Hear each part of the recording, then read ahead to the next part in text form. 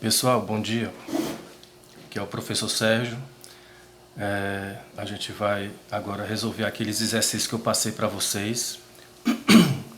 Eu já tinha feito aqui, como vocês estão vendo aqui, que eu ia fazer ao vivo, né? Mas só que deu problema aqui no meu celular por falta de espaço, memória curta.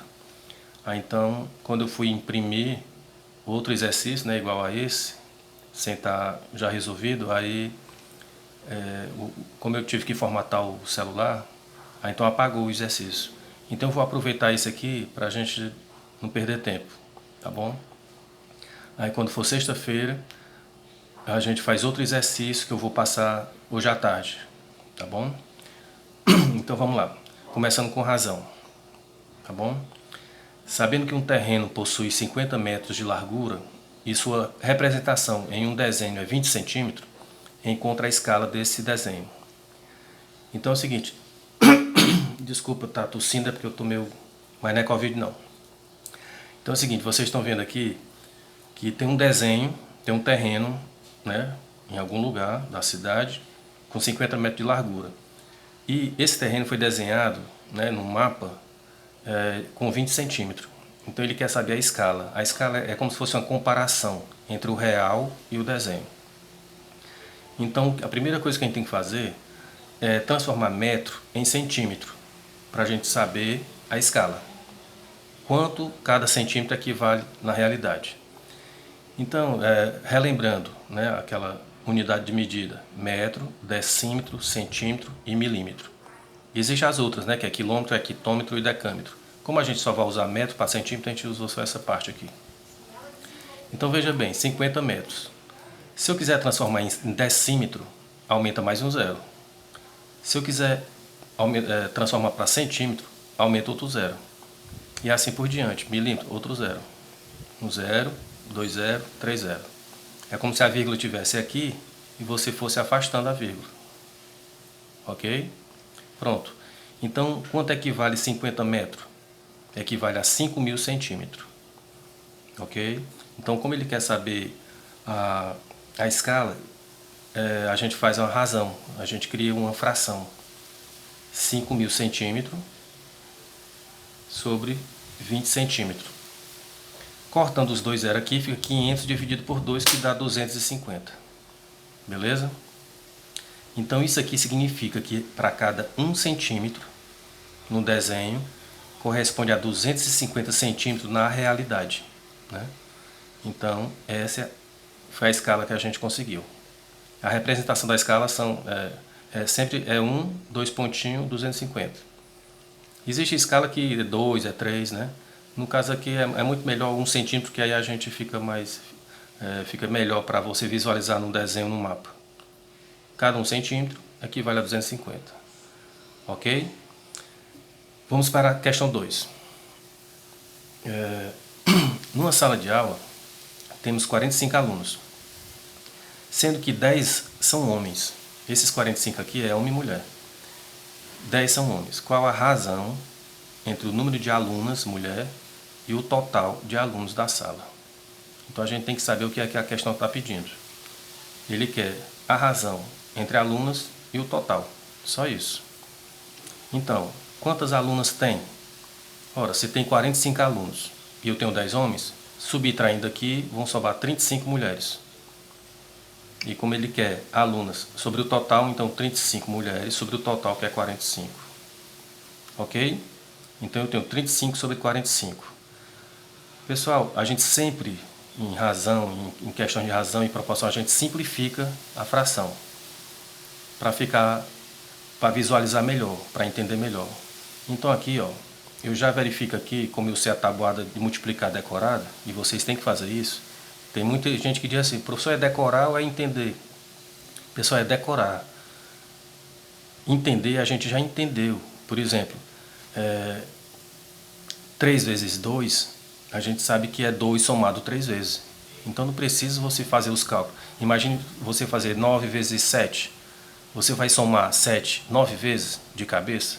É muito mais fácil decorar.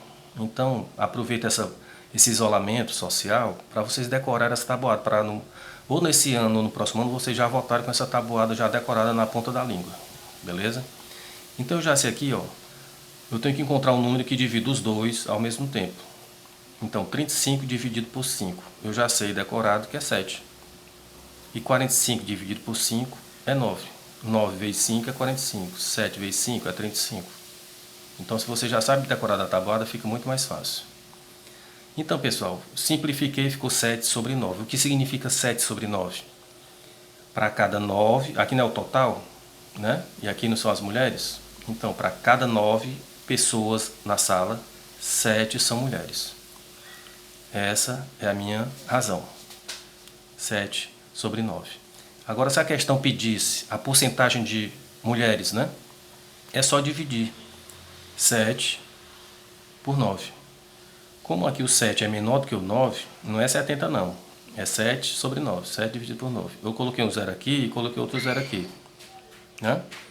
Então, qual é o número multiplicado por 9 que dá perto de 70? Se eu colocasse o 8 aqui, 8 vezes 9, 72, passaria de 70. Então, eu baixo por 7. 7 vezes 9 é 63. 63 para 70, sobra 7. Então, 7 é menor do que 9. Como essa vírgula aqui eu já coloquei, esse zero aqui, então já me dá direito a colocar outro zero. Então, 70 de novo, ou seja, vai dar uma dízima periódica. Sempre vai ser 7. Então eu não preciso repetir. Qual é a minha porcentagem? Eu multiplico por 100, a vírgula está bem aqui, 0,77. Eu vou andar, como eu multiplico por 100, e sempre é 100, né, para saber a porcentagem, então eu vou afastando a vírgula para cá, duas casas, porque tem 2 zeros, o 100.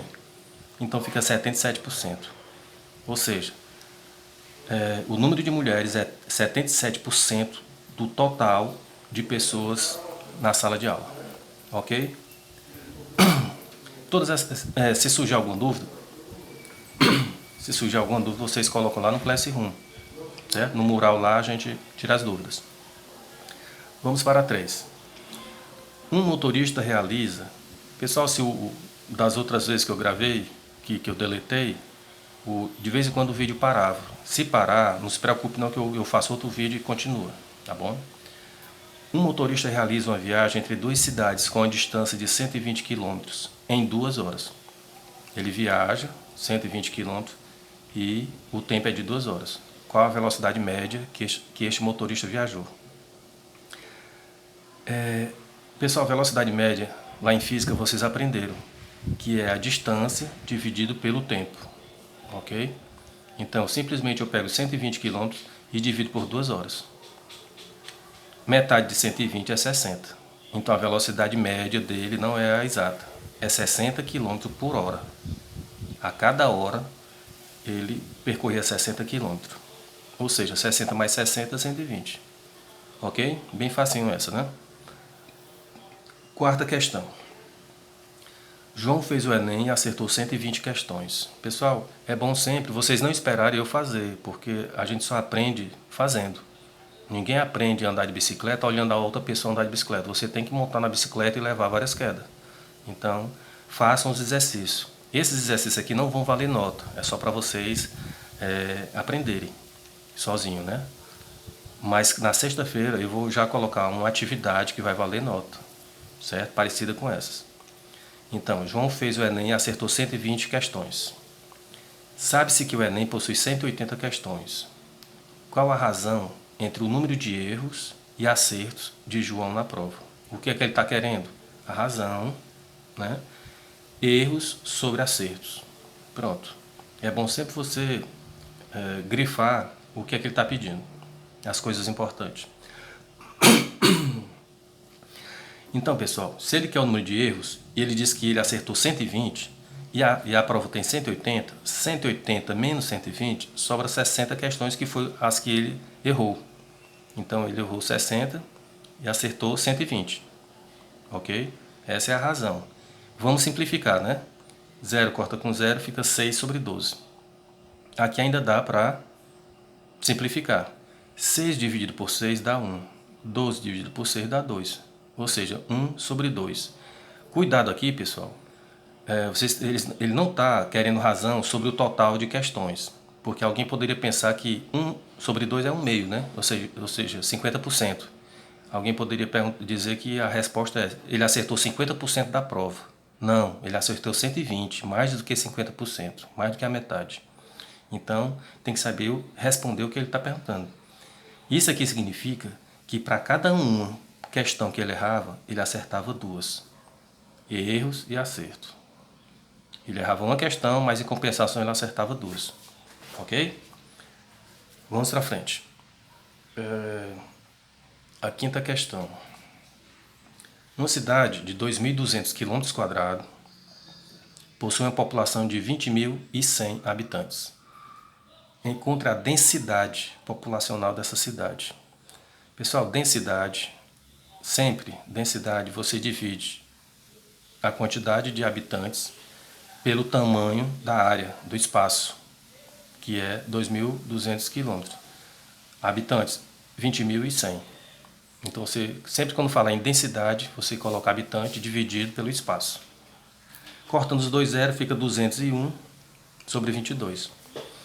Então, aqui a gente vai dividir, porque aqui a gente quer saber realmente é o número decimal. Por quê? Porque aqui a gente vai querer saber quantos habitantes ocupam a área de 1 km². Então a gente divide aqui, ó, 201 por 22. Eu já fiz aqui 9 vezes 2, 18. 9 vezes 2, 18, 19. 198. Ok? Sempre quando você for fazer divisão por dois algarismos, você testa de 1 a 9, certo? Qual é o número de 1 a 9, que multiplicado por 22 dá próximo, qual é o que fica mais próximo de 201, ok? O 9 é o limite. Então, 9 vezes 22 dá 198. Subtraindo aqui, sobra 3. Põe uma vírgula e acrescenta o zero. 30 por 22 dá 1, né? Porque 2 vezes 22 é 44, passa de 30. Pessoal, chegando aqui, não precisa ir além, né? Não precisa continuar a divisão, porque eu só quero o aproximado. Por exemplo, 9,1 pessoa. Isso não existe 9,9 pessoas e meia. A gente arredonda para 9 habitantes, aproximadamente 9 habitantes por 1 km². Tudo bem? Por exemplo, isso aqui é uma cidade pouco povoada, ou seja, tem muita área e pouca gente. Por exemplo, só para vocês terem uma ideia, ontem eu vi no jornal que Fortaleza é a capital que tem maior densidade no Brasil, é a capital que tem a maior densidade. Se eu não me engano, é 7.000 pessoas, 7.000 habitantes por km². Já pensou? Eu não sei se esse valor está certo, eu acho que é 7.000 mesmo. Depois eu vou verificar. Vocês podem até pesquisar. Ou seja, Fortaleza é uma cidade razoavelmente pequena, mas tem muita gente. São 2.500.000 habitantes, né? É claro que tem, né, áreas que são mais povoadas, né? No centro da Fortaleza, né? Tem bairros que são assim, meio deserto, assim, tipo, sei lá, Cidade 2000, Praia do Futuro. Então, a gente tem essa densidade aí em Fortaleza. Vocês pesquisam para a gente ter certeza, mas eu sei que é grande, é a maior do Brasil. Vamos aqui para proporção. A gente estudou razão, exercício de razão e agora proporção. Colocar aqui, pronto. Estou refazendo tudo de novo porque o celular deu pane. Essas tecnologias, né? Mas tudo bem. Proporção. Encontre o valor da incógnita x da proporção x sobre 3 igual 24 sobre 6. Aqui a gente coloca por extenso, né? Porque é difícil digitar frações aqui. Tem um programa no Word que faz isso, mas eu ainda não sei qual é. Então, x sobre 3 igual 24 sobre 6. Então, pessoal, incógnita significa o segredo, né? Em português você sabe, incógnita, um segredo, um mistério. Em matemática chama incógnita, porque a gente quer saber o valor de x que a gente ainda não sabe. Então, como é que a gente vai descobrir? Multiplica os meios pelos extremos, ok? Que é o cruz-credo, né? O famoso cruz-credo. Então, 6 vezes x é 6x, igual 3 vezes 24 é 72. Beleza? Aqui, ó, 3 vezes 4 é 12, vai 1, 3 vezes 2, 6, 1, 7, 72. O 6 que está multiplicando o x sempre vai para o outro lado dividindo, certo? O contrário da isso aqui é uma multiplicação, 6 vezes x, que a gente chama 6x, né? O contrário da multiplicação é a divisão. Então, 72 por 6. 1 vezes 6 é 6, para 7 sobra 1. Baixa o 2, 2 vezes 6 é 12. Pronto. O x é 12. Se você pegar x e substituir por 12, aí 12 vezes 6 vai ser 72. E 3 vezes 24 é 72. Por quê? Porque existe uma igualdade aqui. Ele diz que é uma proporção, então tem que ser igual. Tudo bem? Vamos aqui para 2. A proporção, ele está perguntando, a proporção 2 sobre 5 igual a 30 sobre 6 é verdadeira? Sim ou não?